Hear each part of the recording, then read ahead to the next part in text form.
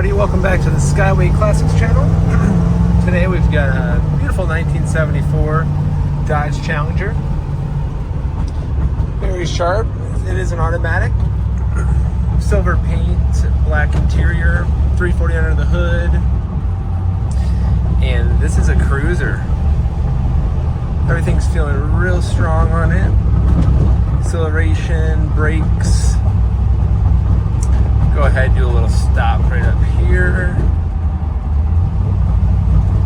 Go past the construction here.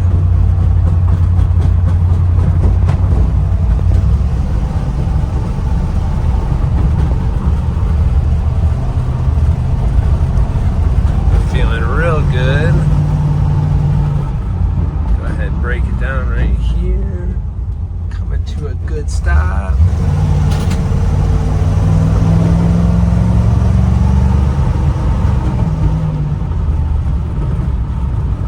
Nice. All right, we're gonna go ahead, swing her back around to the shop and get her on the hoist, check out the undercarriage.